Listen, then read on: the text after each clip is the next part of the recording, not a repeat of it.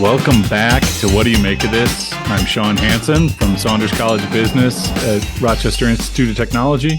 And I'm Uri Gull from the University of Sydney Business School in Sydney, Australia. Nice. How's it going, Sean? Fantastic. So before we started, you said that you were looking forward to having a bit of a banter before we jumped into the topic of today, which is nudging. What was it that you wanted to banter There's about? a couple of things that I find just hilarious in these papers that we've read. One of them consistently refers to nudge defenders. Yeah. To me, that's like that should be a band name. the nudge defenders. The other one was a previous discussion that we had of Seinfeld. Made me think of a separate topic, and I wanted to get your input that might be particularly, how shall I put this, culturally resonant with you. Mm-hmm. Here on campus at RIT, we have a lot of little cafes and dining halls and things like that. And I was told by one of my students that they all tend to abbreviate the way things are said, right? And one of the places on campus is called Midnight Oil, like the Australian band, right? Mm-hmm. Midnight Oil. And that the students will abbreviate that to Moil. Moil. And I said, Moil? I asked the student, you don't happen to be Jewish, do you? Because I assume anyone of Jewish descent would know what a Moil is. So Moil, anyway, that's the abbreviation of the cafe on campus. That's nice. Did they know what it meant? Apparently, yeah. Did they know to be only amongst the Goya Cup crowd. So did your students know what was the meaning of the word? No, I tried to explain in very tactful ways. Anyway. So the topic we're going to talk about today is nudging. And specifically, we wanted to talk about nudging in the workplace.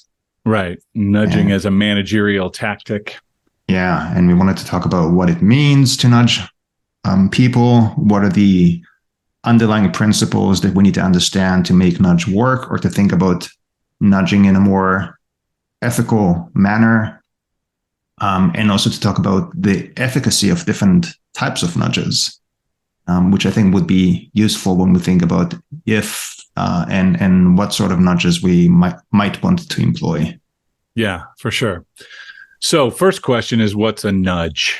And actually, we should say the concept actually comes from, or was sort of first articulated, doesn't come from them, but it first articulated in a book by Thaler and Susstein, Richard Thaler and Cass Sunstein, called Nudge. Nudge, what's the subtitle on that one?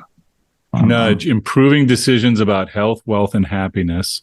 This was written back in 2008, and I think it's been pretty widely adopted since. So the idea behind a nudge that comes from Thaler and Susstein is that it's some aspect of choice architecture. Now we're going to define that term too, because it's not self-explanatory, but some aspect of the ways in which choices are set up that modifies people's behavior in predictable ways, but it doesn't force their behavior. So it doesn't forbid any options, and it doesn't change their economic incentives. So you're not paying people to do something, or you're not issuing a formal penalty for not doing something, but to try to set up their choice in a way that they're more likely to do the thing that you want them to do. Is that a fair characterization? I think that's a fair description of the concept. Yeah, it's an alteration of the structural elements of the way we make choices in such a manner that it doesn't limit our freedom to choose from different options, but it does by I was going to say manipulating, but that's a charged word. Yeah, by leveraging very psychological characteristics of the way that we think in order to steer our behavior, our decision making in a certain way that the architect of the nudge sees fit. Right. The architect of the nudge. Now, in Thaler and Sunstein's argument, is the architect is sort of seen as doing a social good, right? So the premise is that the choices that are being encouraged are sort of widely recognized as good, right? They lead to better outcomes. That's the way they define the concept. Yes. Right. But I think the way it's actually, go ahead. Well, they acknowledge that you can manipulate, or you can structure the choice architect, the ways in which choices are framed in ways that lead to bad outcomes or outcomes that are self-serving for the architect, the choice architect. But they would not define that as a nudge because they sort of say nudges are by definition things that have to be pursuing some sort of public good or recognized good. Not only pursuing public good, but according to their definition, which I thought was interesting, nudges have to basically help people make the choices that they would have made had they been able to pay full attention to the circumstances of making that choice. Right. Because, now, I want to come back to that at some point. We don't have to do it right away because I'm not sure that all uses of nudging are really achieving choices that the users themselves was. I agree. I agree. But that's what they say that is required of a nudge, the way they define it. And I also realized that the way we've talked about it so far might be a bit abstract. So why don't we give a couple of examples of different types of nudges so that everyone knows what we're talking about here? Yeah, sure. So the one that seems to come up most, and it's been a while since I read that book, but as I recall, it's in there as well, is sort of setting a default for retirement accounts, right? So one of the psychological impediments is that people are sort of inattentive to things. We operate on sort of psychological inertia. So if we could coast by without changing things, we would rather not change than change something. So if you set, when a new person is hired, if you set their default contribution at a certain percentage, rather than the default being they're not contributing to savings at all, to a retirement account at all, they're much more likely to invest, to contribute to their retirement account. So you set the default as a certain percentage, or you can even raise it on an annual basis. And by doing that, you're helping them save, right? Save for the long run. But it's leveraging this fact that they're unlikely to change what's already there. A couple other quick examples. You have things like placing food at eye level, healthy food at eye level increases people's likelihood to choose the healthy option over a less healthy option. So the positioning of food, even in grocery stores or in a cafeteria within the workplace, to get people to eat more healthy, making smaller plates, giving them smaller plates, psychologically makes them feel more full after a meal than if you gave them larger plates. One of the things that we will talk about is even articulating social norms. Like if it's something like being vaccinated and you say, some percentage of the workplace is vaccinated, then it increases the likelihood of other people to also get vaccinated. And the psychological mechanism there is that we tend to adhere to social norms. We as human beings tend to do what we think is the most popular choice, right? We want to behave in the ways that other people behave. Yeah, another use of the default principle has to do with organ donation.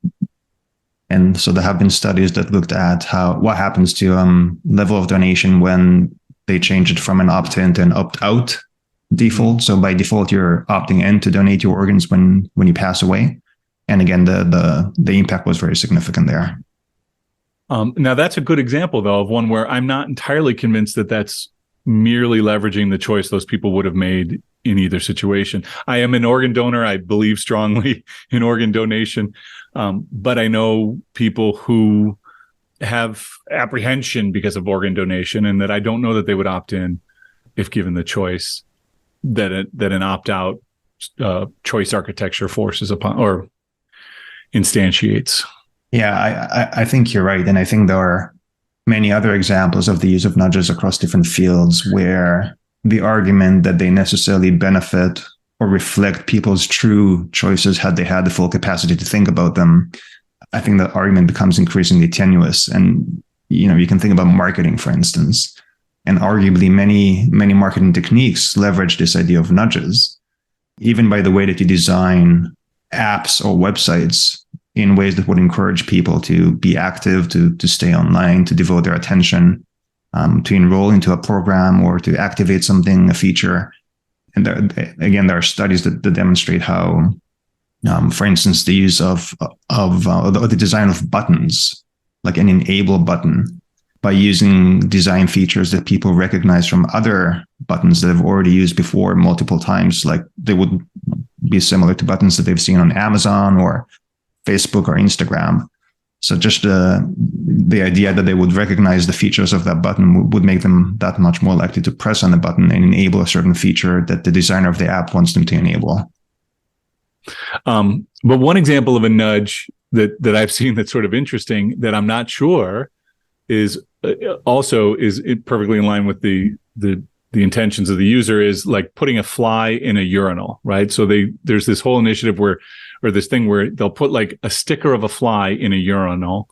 And as any of our male listeners will know, a target is like psychologically something that in a urinal that actually causes people to sort of aim for it. Like you're going to wash it off the bowl. And the outcome is that it's, reducing messiness of a bathroom in a public space. Now that's great for the janitorial staff.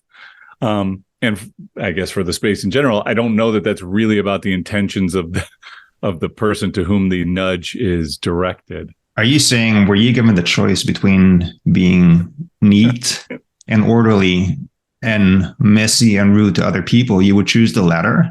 I am not saying that. I'm definitely not saying that. I'm just saying I don't know that that's really about I don't know that anyone, this might get us far afield, but I don't know that anyone goes into the bathroom saying, boy, I hope I can be super, super well targeted. And I don't know. I don't know that. At any rate. Yeah.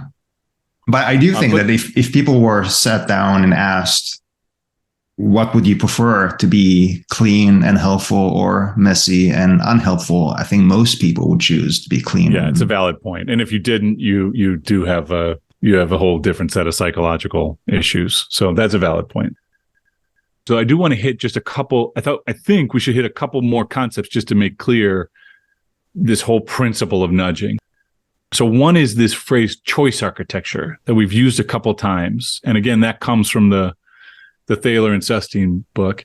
And the way I would characterize choice architecture, and I encourage you to offer an alternative, is basically the ways in which options in a choice scenario are presented, right? So we design the ways in which choices are presented in such a way that one might be led in one path or another. Mm-hmm. So it might be the order of the choices. It might be which one of the options we make more conspicuous at the expense of others. It might be the way we frame the kind of decisions we want to make. And there are various ways in which we can alter this architecture. But I think the main premise here is that for a nudge to be a nudge, we don't want to change the substantive nature of any of the options or remove any option, but just alter the exogenous principles according to which we organize these options.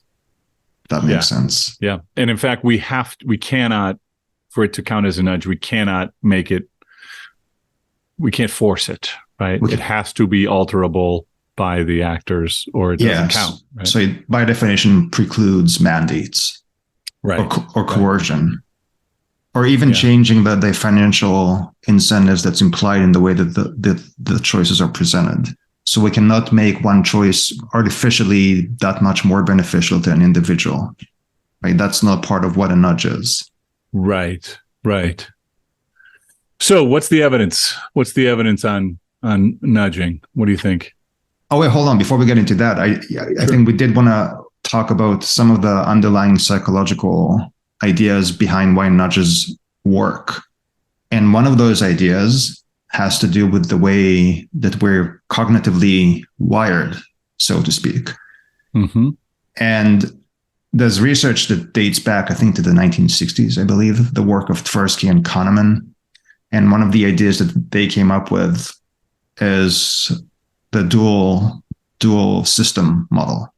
So system one and system two. System one and system two. Yeah. So in where system one is, sorry, you go ahead. The system one decision making is kind of automatic. It's very rapid. It's us being on automatic pilot, making decisions without being fully aware of the reasoning or the pros and cons. Basis. Yeah, the rational basis, the pros and cons associated with each of the options that we're considering, because we're not thinking about all these options in a systematic, deliberate manner. It's very intuitive. It's very quick. It's prone to being dominated or shaped by our emotions at a given point in time. and it's very efficient in that way, right? It Right. works, and we have this system because it's evolutionary beneficial, because It oftentimes doesn't we have. require a lot of cognitive effort. That's right. Because Right, we're cognitive misers. We use our cognitive resources in a very careful manner because we only have that many of them, and we're operating in the world. We're constantly bombarded with information stimuli coming at us from different directions, and there's no way that we can rationally process all this information. So we're being very selective in the way that we use our cognitive resources. Yeah, and one word that's often associated with this is heuristics, meaning rules of thumb, right? Things that we don't have to think through every time. We just sort of have these rules of thumb for sort of how we get by in the world, and that's system one.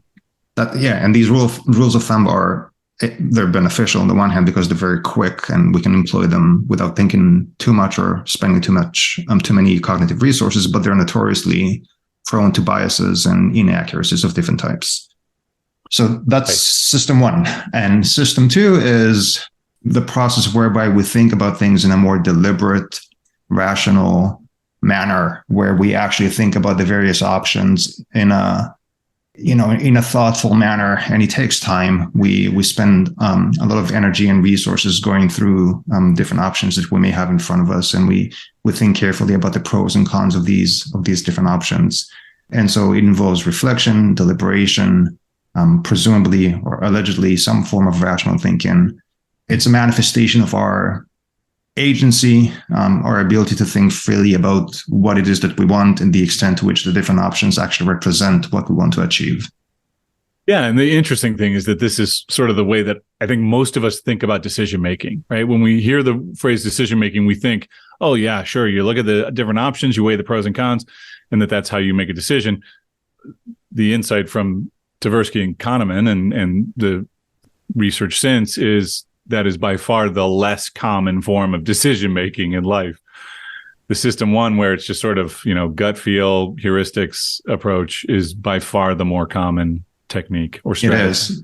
And what's interesting is that even when we would engage in system one to make a decision, which is the intuitive, quick one, when asked how we made that decision, oftentimes we would post-rationalize that decision-making process and say that we actually thought about it carefully and we deliberated it different out. So we would justify the system one thinking with employing system two language, even though that wasn't really the case at all.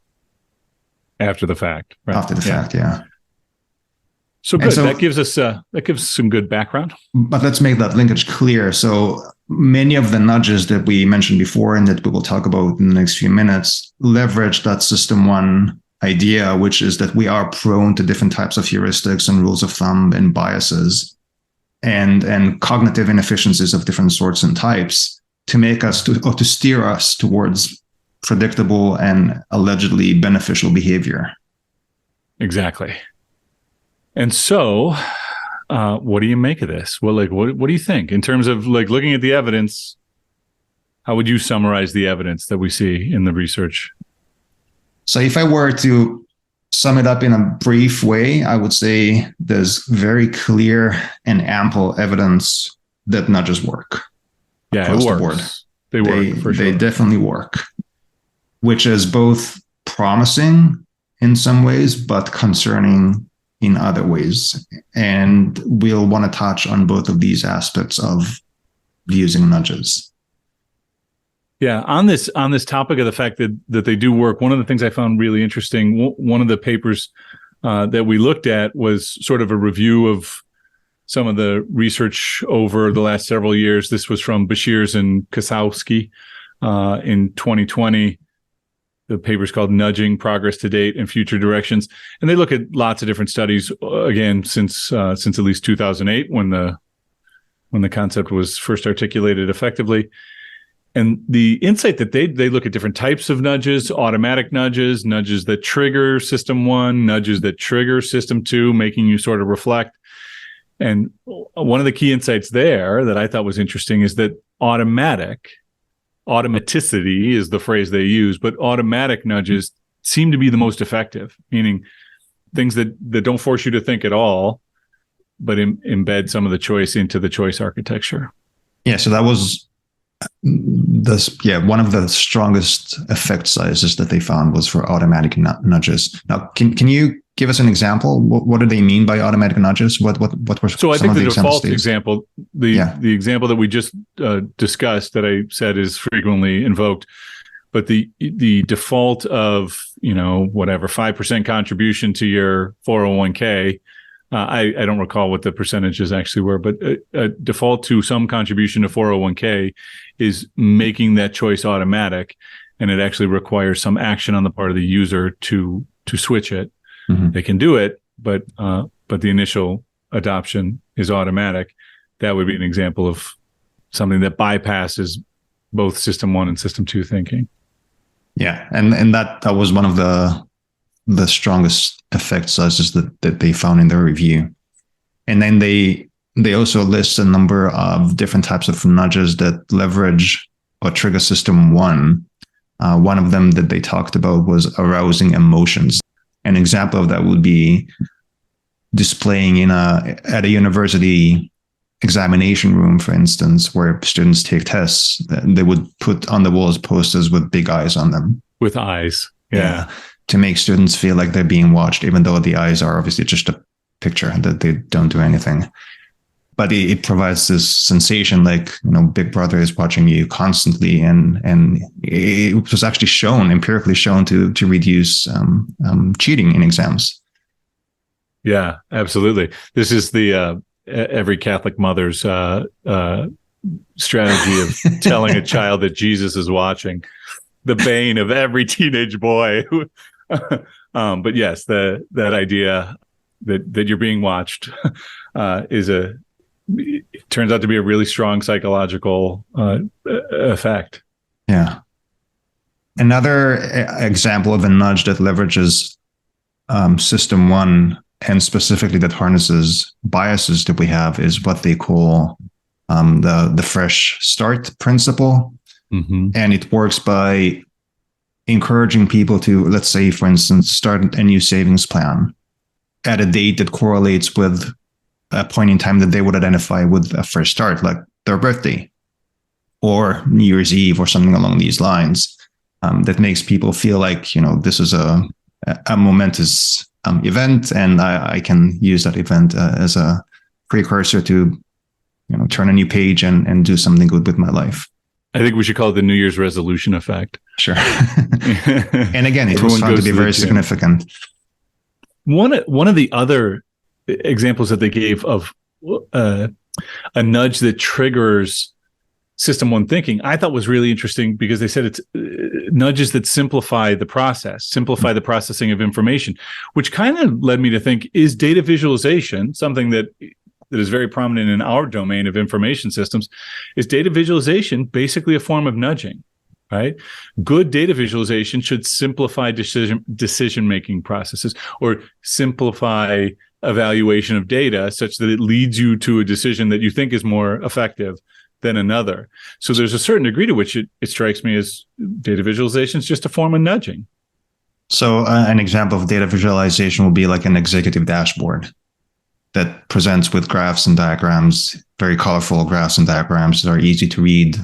Information comes from various organizational functions and processes, right? That's an example of data visualization. Yeah, thank you. You help me realize I take things for granted. I assume people know what we mean by data visualization, but yes, rendering data in graphical formats that actually are well designed to the data so that it sort of gives you insights from the data without having to have a lot of sort of exploration of tables and things like that.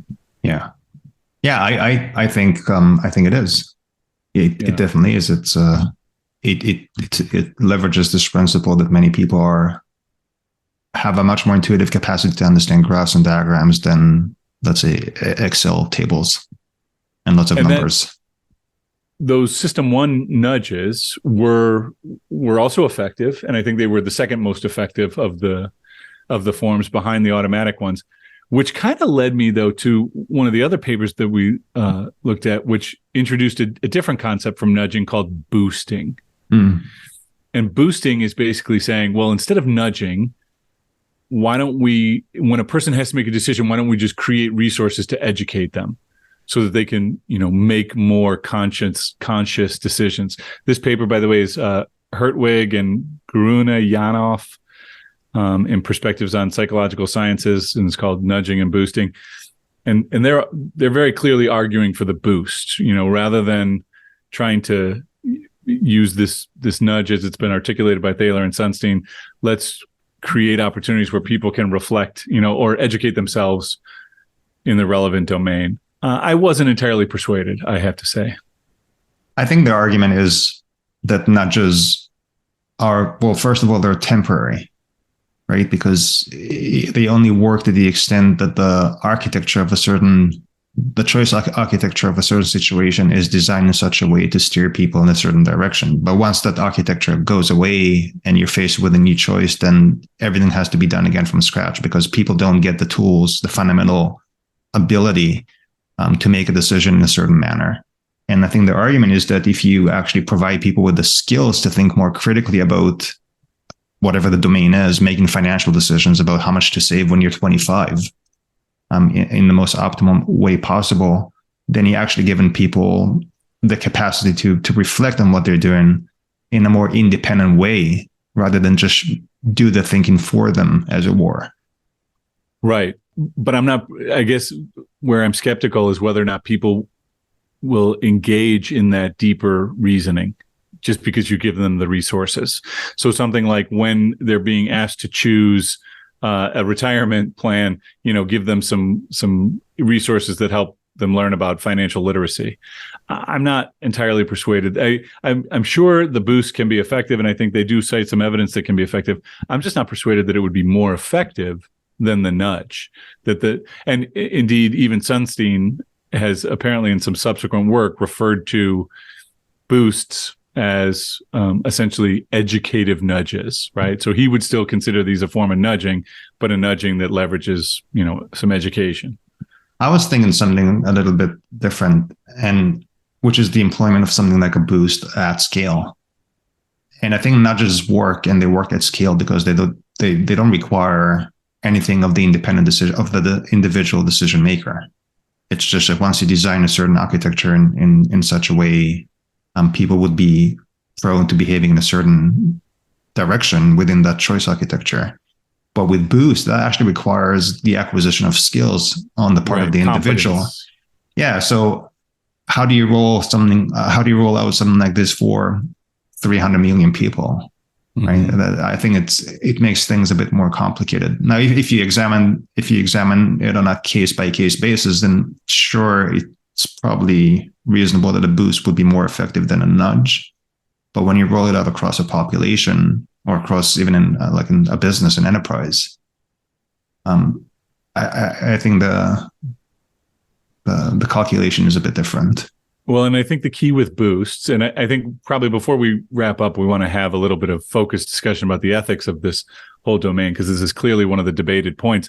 But I think the premise of the boosts is that it's sort of framed as a more ethical approach to nudging, because it's giving people choice and it's very transparent, and it's all about sort of letting people build their skills rather than basically manipulating them to do something. And I know that that word is contested, but still, I think a lot of us would look at the nudge literature and say, well, it's a form of manipulation. And there's probably something to it, to what they're saying. And we'll talk about the ethics of nudging in a minute. But I think the idea that nudges are baked into the environment in such a way that they're not easily detectable is something that needs to be examined. And it doesn't exist with boosts, because boosts are directed at the individual and gives tools to the individual in a way that they're very transparent and obvious. I mean, it's very clear what they're trying to do. So there's no element of, doing the thinking for you or making the decision, not making the decision, but doing the thinking for you or steering you in a certain direction. It's just giving you tools to make better decisions. That's what it is. But it's assuming you will use those tools. Sure. Right. That's the question, I think. One other form that I thought was interesting that is articulated as a form of nudging, which I wouldn't necessarily have thought of that way, is merely stating social norms. Yeah. So we did, together look at a study of public employees in healthcare organizations. This was specifically in Italy, is where the research was conducted, but it was published in Public Administration Review. This is Bell and Cantarelli.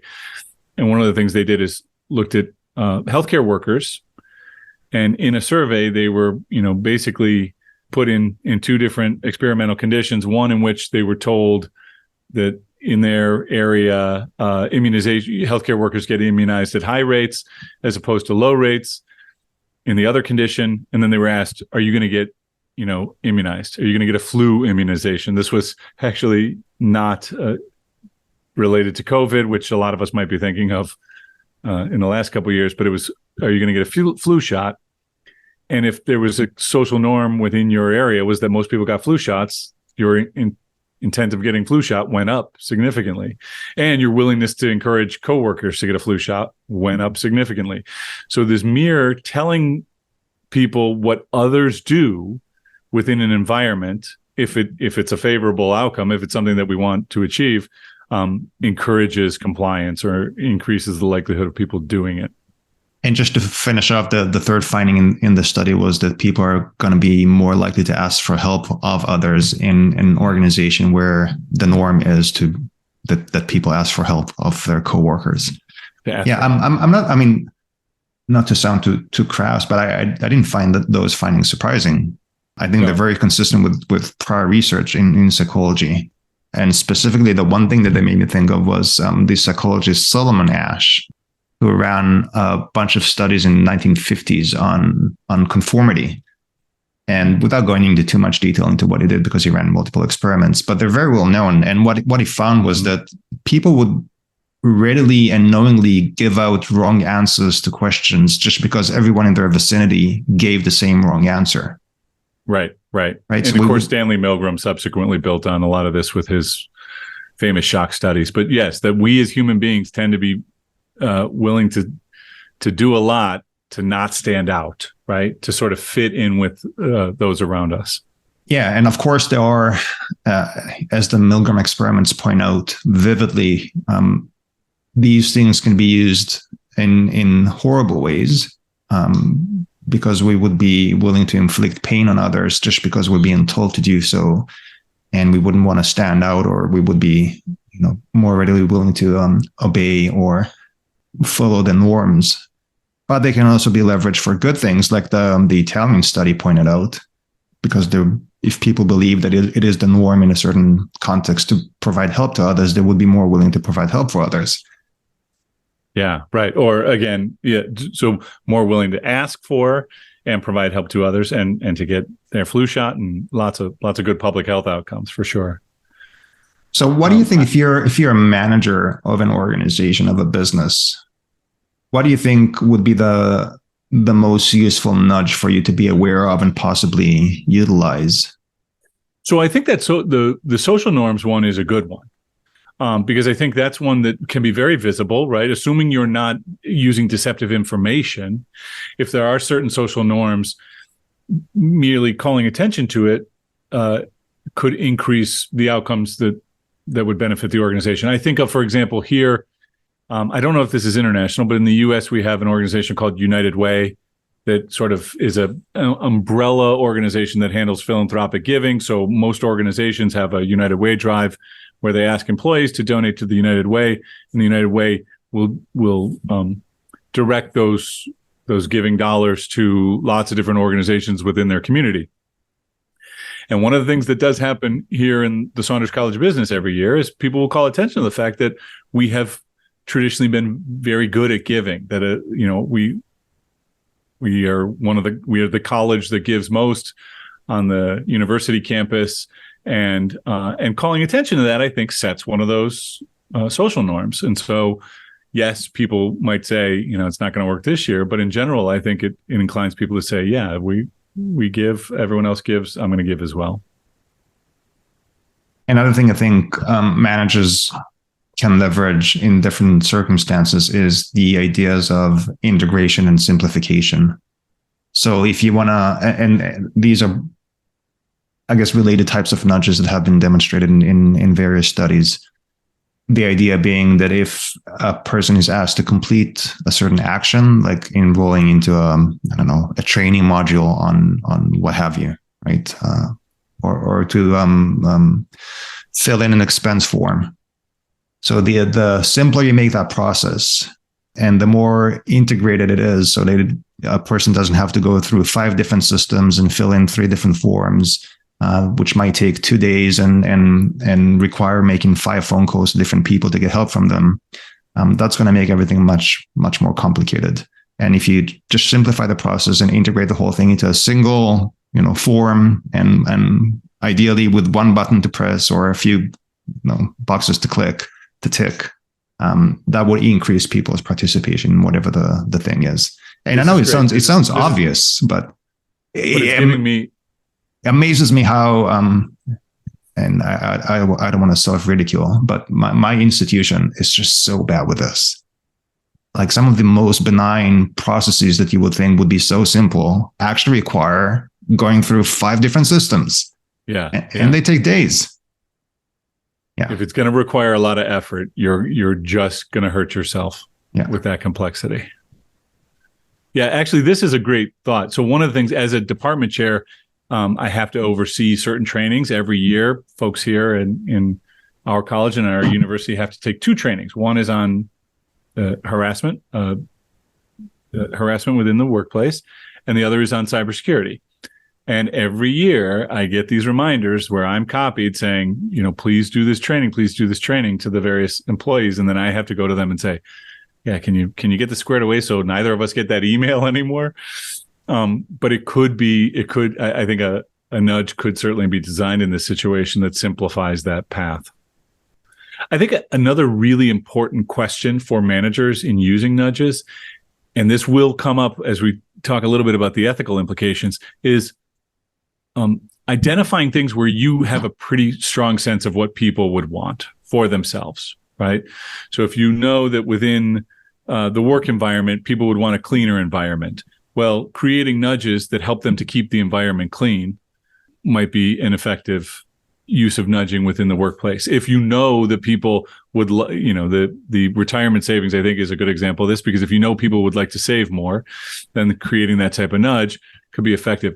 But I do think managers have to ask honestly, is any given nudge that they want to initiate being driven by outcomes that they think everyone within the workplace would want? Or is it being driven by outcomes that they, as the manager, would want? And I think if it's the latter, I think it's maybe a red flag should be raised.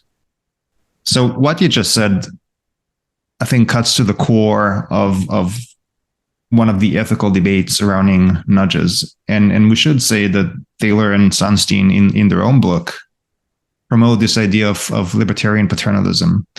Yeah, that's the phrase they use. On the face of it, sounds like an oxymoron. How can you espouse libertarianism on the one hand, which implies giving people or removing any obstacles from people's ability to pursue their own true ends and objectives and follow their preferences and do whatever they want to do with as little restrictions as possible from any centralized entity, right? With as few interruptions as possible. So that's libertarianism on the one hand, but then you talk about paternalism on the other hand, which implies somebody standing above you and telling you exactly what you need to do and what's right and what's wrong.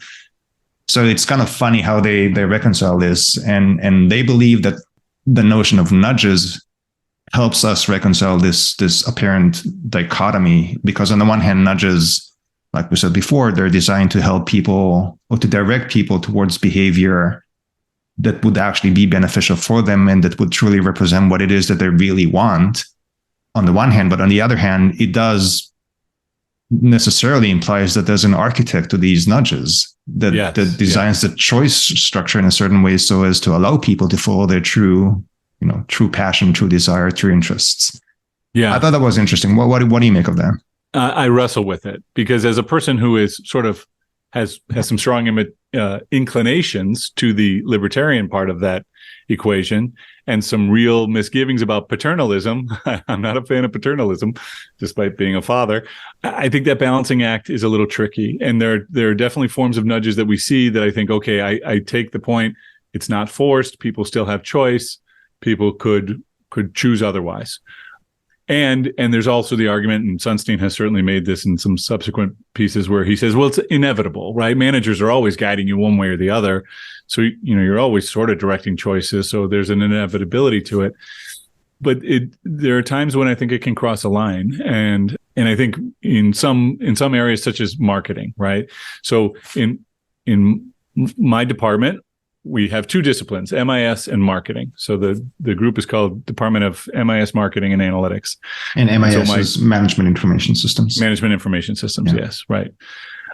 And my marketing colleagues might hate this, might hate what I'm about to say. And I encourage them, if they ever hear this and you do hate it, feel free to tell me and slap me with a uncooked tortilla. That's a trend here in the US right now. Kids slapping each other. That's a TikTok meme. People slapping each other with a... Isn't that cultural misappropriation? It probably is, yes. So please don't slap me with it. But nevertheless, part of me wonders if a lot of marketing is essentially nudging, right? Like 9 out of 10 doctors agree.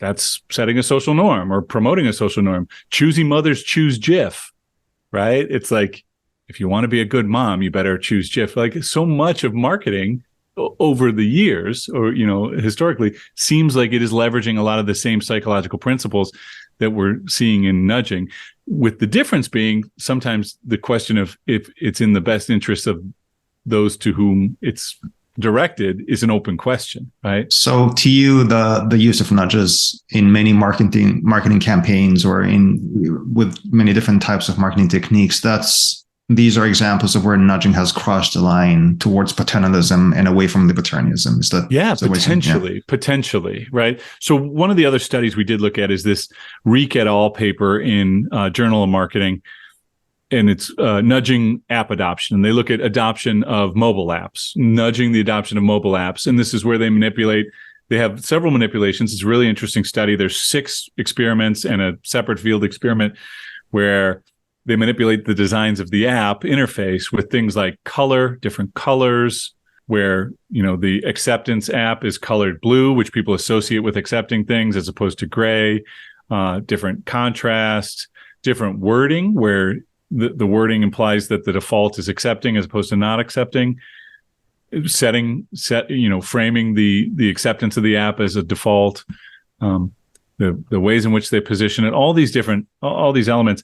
And what they find is it works, right? These different nudges, with the exception of positioning of where the buttons are, all the nudges seem to, as they hypothesize, seem to increase app adoption. Mm-hmm. Well, but if that app adoption is good for the developer of the app, but not for the person developing it, then I don't know if that's a nudge, right? But I don't know if that's a nudge in the way we've been discussing it tonight. Let's make it a bit more complicated, because the study actually looked at the app that they examined was a COVID contact tracing app that's arguably meant to be socially beneficial, because it's meant to curb the spread of COVID and all the rest of it. Now, I don't know that we want to get into the whole political conversation around this. We probably don't. But assuming that it's an app for good, let's just take that as a given for a minute. Do you still think it's problematic that it crosses the line towards paternalism? So here's the issue. Who decides what's good, right? That's the paternalistic question. The paternalistic question is, I decide. The designer decides what's good, right? And one of the core premises that underlies all this is that I know better. I know better than you what's in your best interest. Yeah. That's the core of paternalism, right? I know better than you. And I bristle at that. I bristle at anyone telling anyone else they know better. And I understand there are domains in which it's true, but it still causes me an issue. And we know that now, of course, nudge defenders, to use that term again, nudge defenders would say, well, we do know better, right? Like that whole 9 out of 10 doctors agree, that used to be used to sell cigarettes, right? Where people would say 9 out of 10 doctors smoke, I don't even know what it was, but let's say Winston's, right? Obviously, that was not in the best interest of the people who were being encouraged to smoke Winston's. It was using the same psychological mechanism, but clearly not for what most of us would agree were good. But I think there's plenty of examples where it could be a gray area. So as to what's really best for the users. So to respond to this, let's look at a few of the arguments that people have made for nudging. So what you just said, the emphasis of paternalism and implying or actually acting on the premise that you know best what's in other people's best interest, not just in general, but for every individual that's impacted by a nudge, you know better than them what's best for them. That's that's taken it pretty far. So that's one of the main ethical qualms that people have had with this, and some of the responses for this.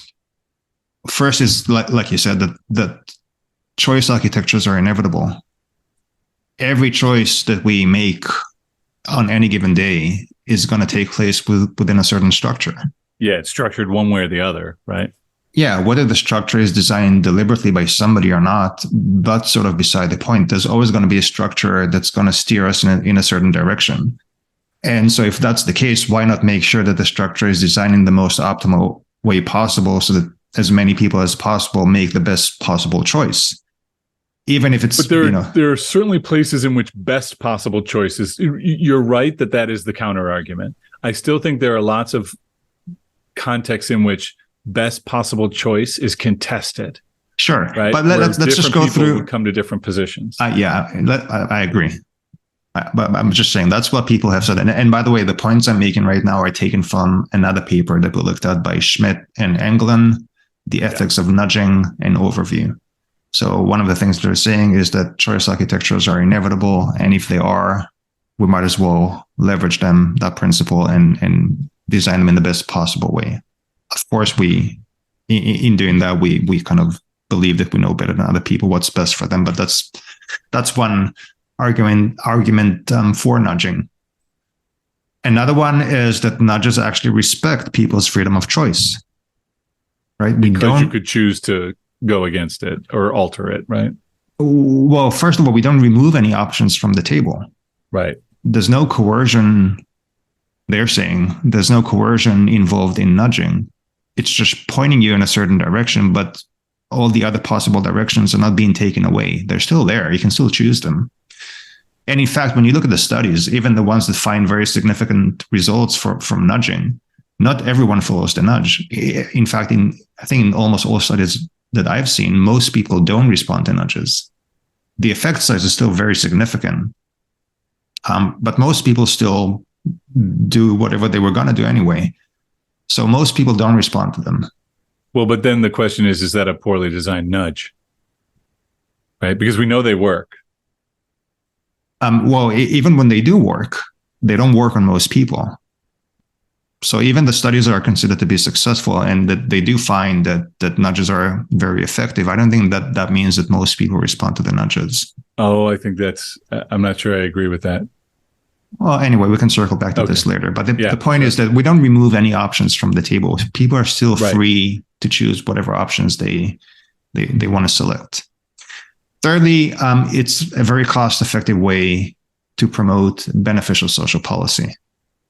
Right? It's like we said before, like health or savings or compliance with paying taxes and stuff like that.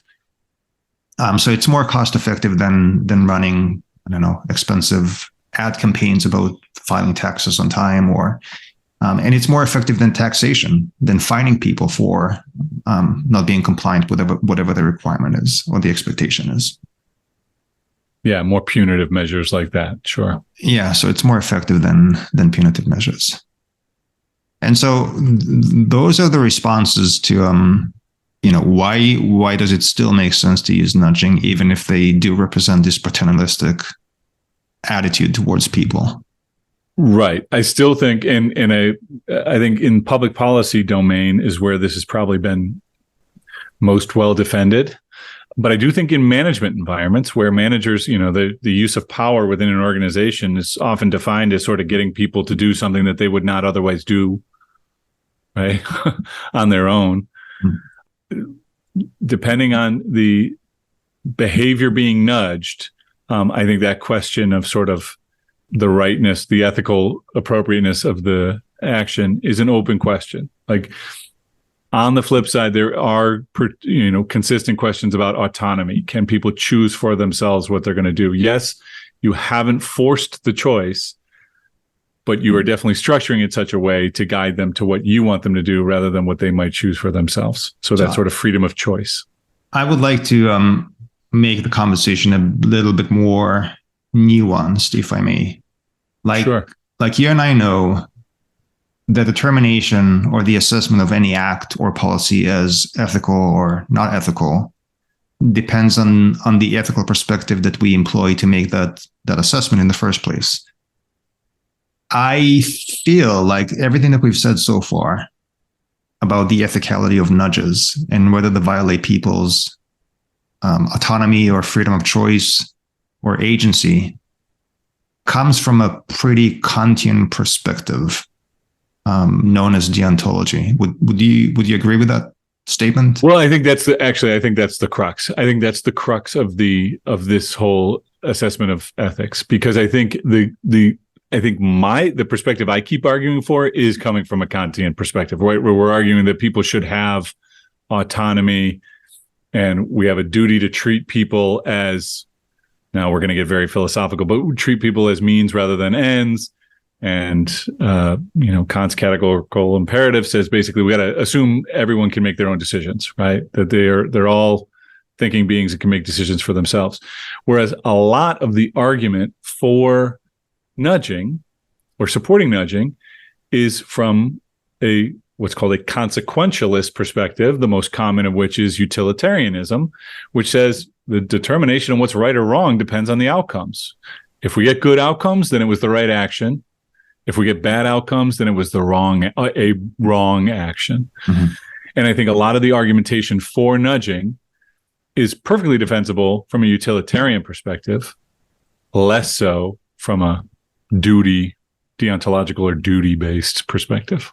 I think I agree.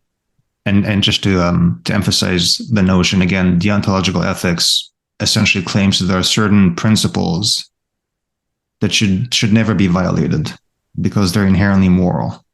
And the idea that we should treat other people as ends in themselves rather than as a means to achieve a certain end is one of those principles.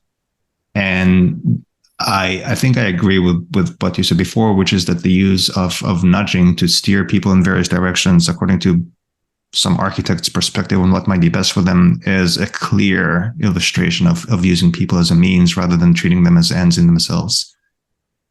Right. But I do think this is why, in terms of manager's assessment, I do think if a manager honestly assesses a given course of action and says we could institute a nudge here and it will create outcomes that I honestly think the people I'm applying it to, the people I'm managing, would also want to see as an outcome, then I think we can get some alignment there, right? Then the two different perspectives can come together, because if you honestly think you're working in their interest or toward their ends and not just your own, then I think the ethical dilemmas go away. But it requires some ethical reasoning on the part of managers, for sure.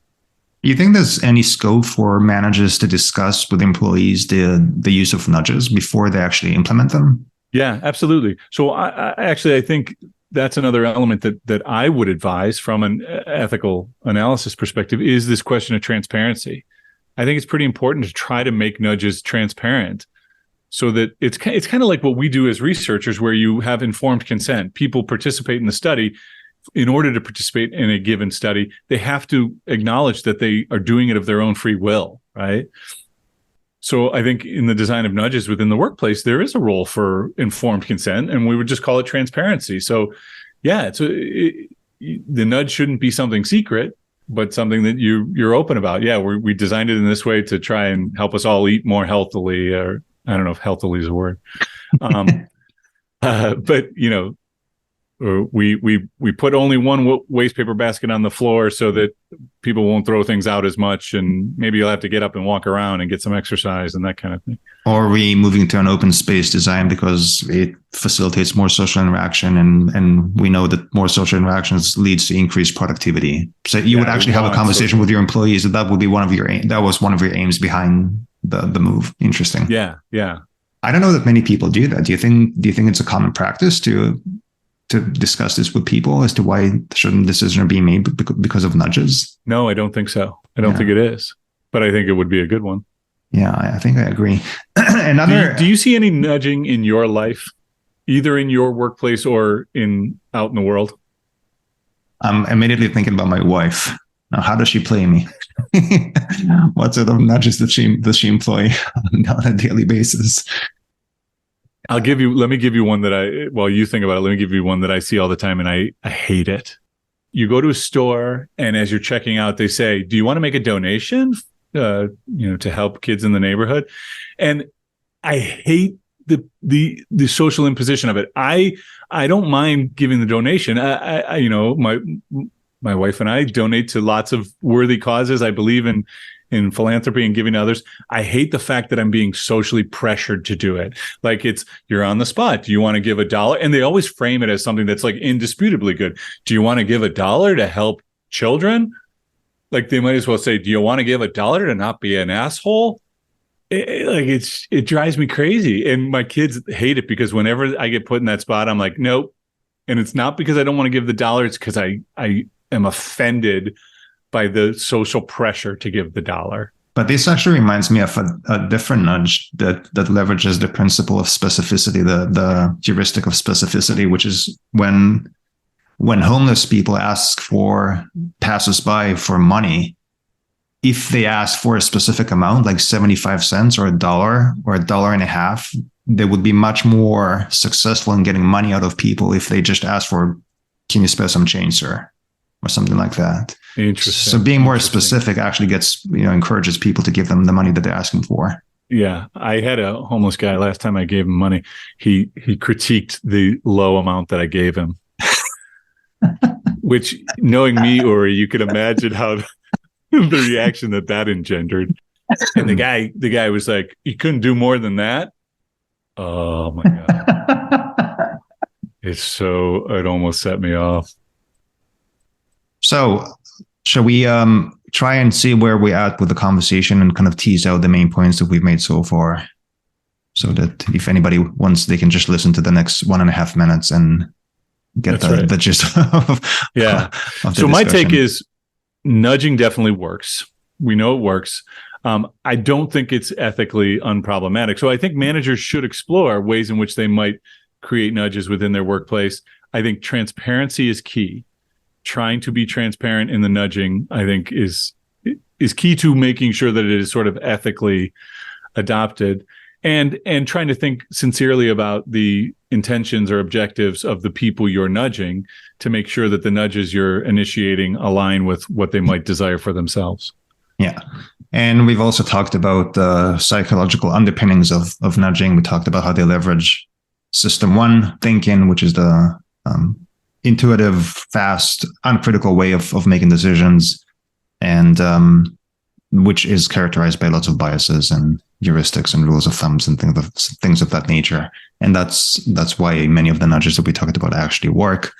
And then we also mentioned the various ethical consequences or problems. One of them you just mentioned, and I guess one of the most parsimonious ways, if you will, to think about this is the kind of tension between the libertarianism aspect on the one hand and the paternalistic aspect on the other hand, and how we manage this tension, because I think the tension is inevitable, and I think it exists in any form of managerial decision that you make or any form of social policy that any government makes. That's inevitable. That's just the game that we're playing, right? We're trying to manage many different people, or regulate the behavior of many different citizens to hopefully to their own benefit. And I think any decision making at scale involves managing this tension, and nudging kind of just surfaces that tension up to the top. And it's an interesting way of thinking about it, I think. Shall we quickly transition and talk about some of our favorite things? Absolutely.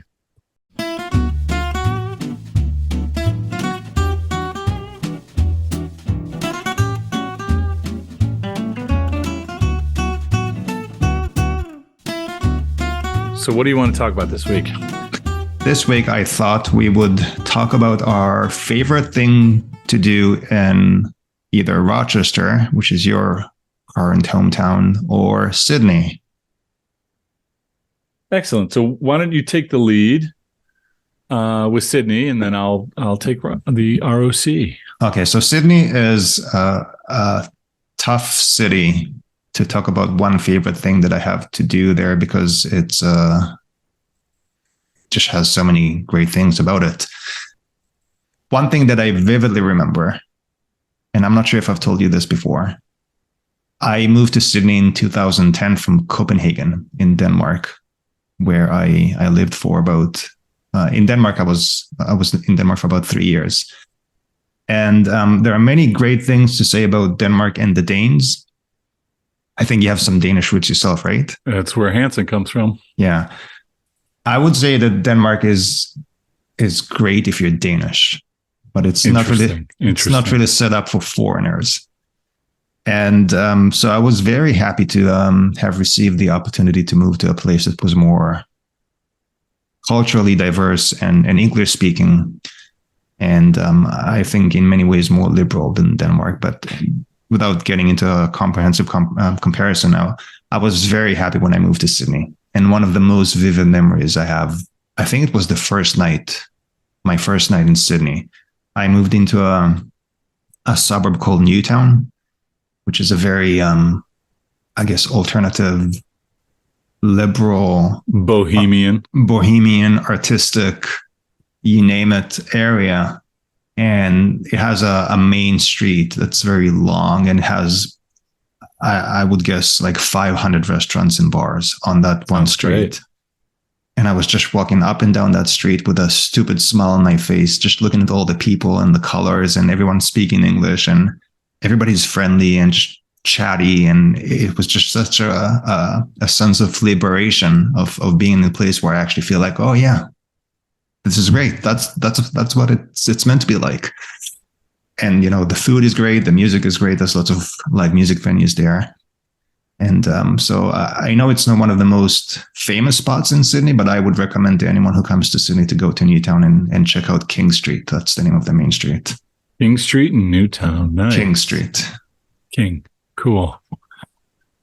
Okay. Well, in Rochester, I think it's a great place to live as long as you're not Danish. Do not be, no, I'm kidding.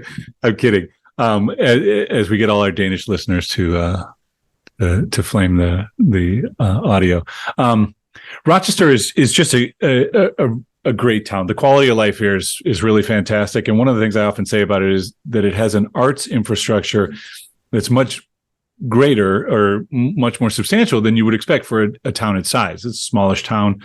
The city proper is probably 250,000, and the region is about 500,000 people. And so there are lots of great museums, there's great orchestra. And one of the museums that is most unique, and so I think visitors should always check it out, is called the Strong Museum of Play. And so it's dedicated to all aspects of play and fun. And it's a very cool museum, particularly if you have kids and you happen to be coming through Rochester, New York.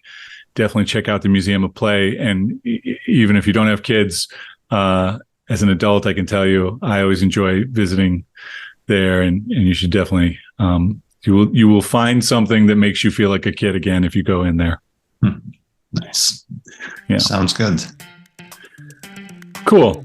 Well, I think that will do it for us tonight. And I'll talk to you next week. Sounds good, Sean. See you later. Later.